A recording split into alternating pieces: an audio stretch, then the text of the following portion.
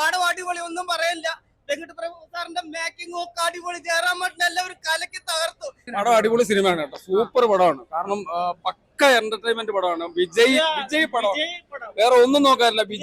വിജയുടെ ആരാധകർക്ക്, വിജയ് ഇഷ്ടപ്പെടുന്നവർക്ക് ഫുൾ ഓൺ പടം, ഒരു സുനാമി വീശി അടിച്ചുള്ള പടമാണ്. കുഴപ്പമില്ല, ആവറേജ് പടം. ഒരു തിയേറ്ററിൽ വന്ന് കാണാനുള്ള പടമൊന്നുമില്ല, ഒരു OTT-ക്കുള്ള പടമുള്ളൂ ശരിക്കും പറഞ്ഞാൽ. അതൊന്നുമില്ല, ഇവിടെ ആർക്കും ഇഷ്ടപ്പെട്ടില്ല. വേണം ഇവരോട് കൂടി ചോദിച്ചു നോക്കി, അതിനുള്ള സംഭവമൊന്നുമില്ല.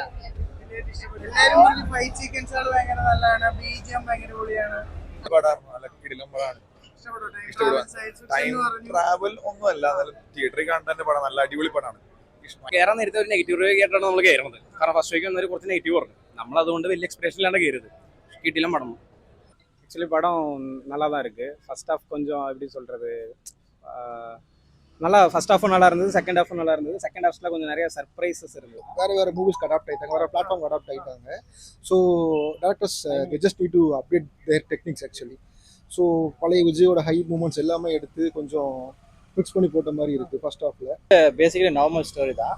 யுவன் வந்து டிசப்பாயிண்டட் தான். ஸோ யுவன் மியூசிக் மாதிரியே இல்லை டோட்டலி. ஸோ நார்மலாக ஒரு நியூ டேரக்டர் மாதிரி தான் இருந்தது யுவன் மியூசிக். ஸோ மற்றபடி டெக்னாலஜி யூஸ் பண்ணியிருக்காங்க. ஸோ டிஃப்ரெண்ட் டபுள் கேரக்டர்னால டிஃப்ரெண்ட்டாக இருக்குது.